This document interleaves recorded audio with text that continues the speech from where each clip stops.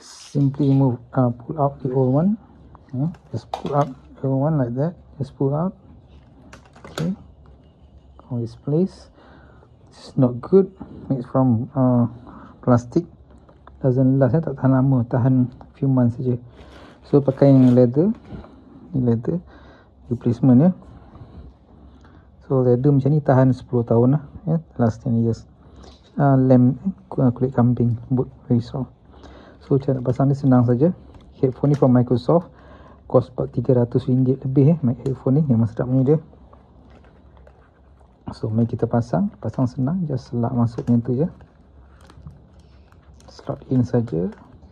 Okay, slot in saja macam tu, sarungkan dia saja.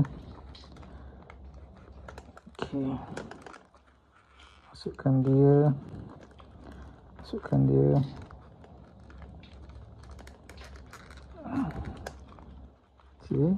macam tu,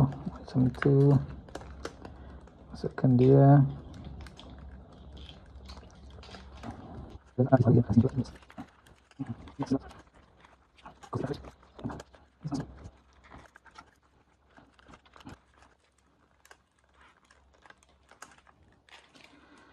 Okay, sampai habislah pasang sampai macam ni.